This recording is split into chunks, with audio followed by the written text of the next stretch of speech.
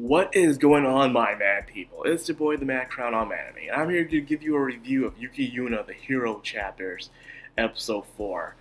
First of all, I'd like to apologize for not giving out the reviews from yesterday. It's to give you guys a heads up. It's going to be a very busy weekend for me. Friday, someone came down to the States, and we're spending some time with them. And now today, I have a graduation to go to. And then tomorrow, I also have the first day of my job. Yes, my first day of my job's on a Sunday. Never heard about that before, but yeah, that's a thing. So I'm just giving you guys a heads up. I might not be able to do the reviews for Saturday like Ruby or Love Live or Country of Jewels. I might not be able to do those today. I will try to see if I can, but just giving you guys a heads up, I probably won't. So the fact that I'm even able to do the reviews for YUUKI YUUNA Girls Last Tour this morning is pretty much a blessing in disguise, but that's why I'm going to try my best to do it for you right now as I have the time, because this will be a very, very busy weekend for me. So I'm trying to pull through it. So now, without further ado, let's get on with the review. I don't even want to talk about this, you know? I'm telling you right now, this show is bad for my health. Every time I go further and further down into these episodes, the more and more I just feel the pain and anguish that I can feel from these characters. And I'm just like, it's completely mind-boggling right now. The things that these girls, who are only in middle school, by the way, have to go through. It sucks. It really do. And just what reading Yuna's diary didn't make anything any better. At all. No, it did not. So, what we got out of this episode is how we see Yuna's perspective on things, pretty much. Starts off how she's acting awkward, like she usually is right now throughout the series. And also how she keeps dissing herself. She stays in the background, she doesn't talk like she does. She isn't that energetic as she is anymore. As you can see, as they're doing karaoke, she was slowly falling asleep. It was like, she didn't even know where she was then there. She thought she was trying to do homework or something, but no, she was at the karaoke cafe. And there was times where she didn't want to go on a trip with Fu, because we all know Fu is graduating from middle school and going on to high school. So in a way, it's kind of a sad moment all around. So anyways, now, she is just not feeling herself, even to the point where her friends are trying to confront her saying if there's anything wrong with her. However, she can't say anything. It has been confirmed in this episode that she cannot tell anybody about this, not even the industry.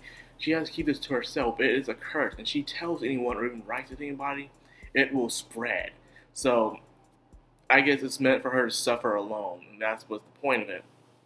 And speaking of that, we also got confirmation on why the girls' bodies are back to normal.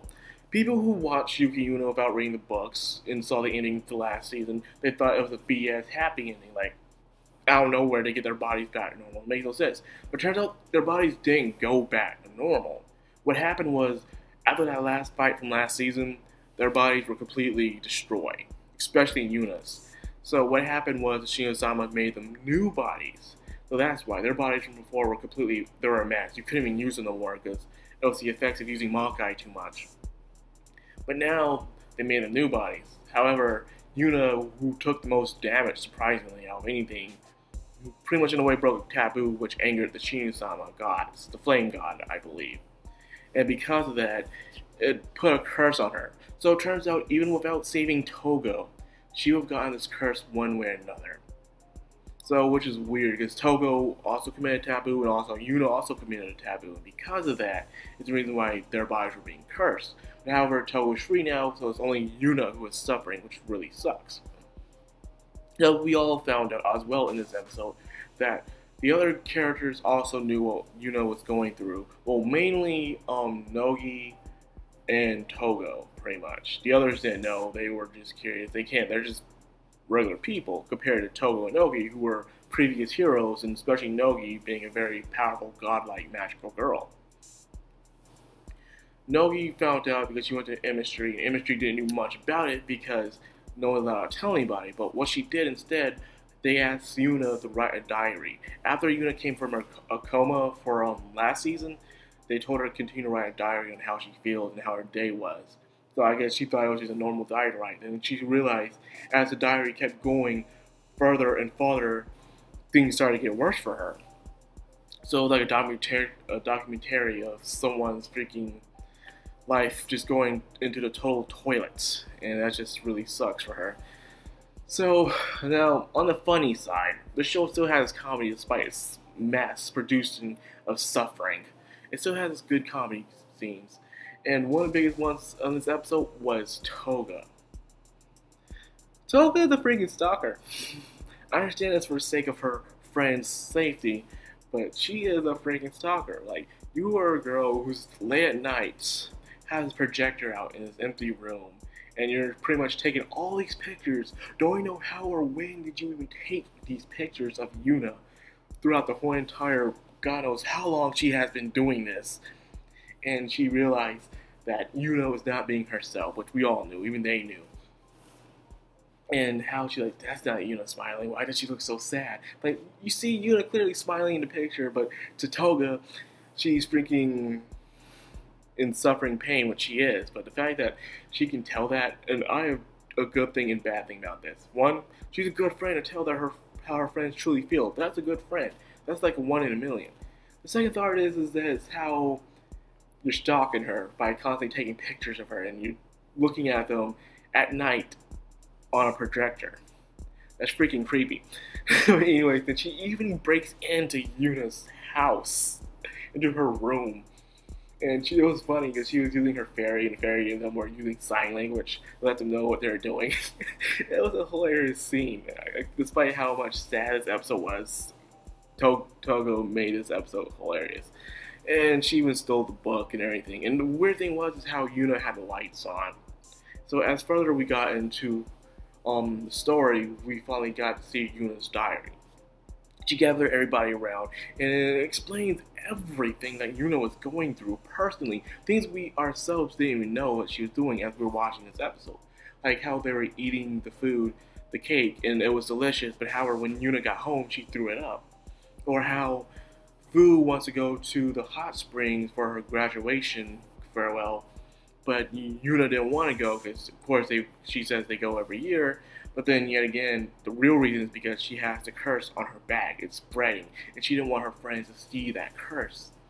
Then, of course, at the karaoke party, how she was pretty much acting like she knew where she was is because she started to feel dizzy, disoriented. She can barely walk. She can barely move. And she knows she's slowly dying. And apparently, she has until March or spring. Well, March is spring, but I'm just saying, just work with me here. Until she dies. So she's running on a time clock. So I'm guessing, ironically, the time Fu has to graduate is also the time Yuki's probably going to die if they don't do anything. So after reading this diary, we gotta see the whole entire suffering experience of Yuuki Yuuna and how she is fighting this, but we don't know how long she can do this. Because as we all know, you can't do this kind of stuff alone. And the worst part is you can't do it alone. But however, she can't tell no one. But so if it wasn't for Togo being creepy Togo, they would have known about this.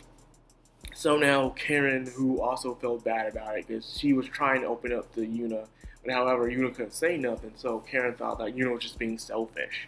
But it turns out no, she was being completely selfless, and it was just terrible, man. I kind of broke down a little. Like, that was just sad scenes all around in this episode.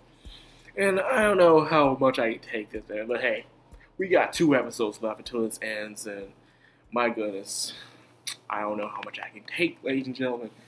This is YUUKI YUUNA, a great story of suffering and friendship and trials and tribulations. It's Christmas though, so that's a good thing. It's Christmas, so be grateful for what you got, ladies and gentlemen. You might not have the best Christmas, but at least it's something that you don't have to really complain about. Anyway, that's all I got for this video. I hope you guys enjoyed it. If you did, please leave a like, comment, subscribe.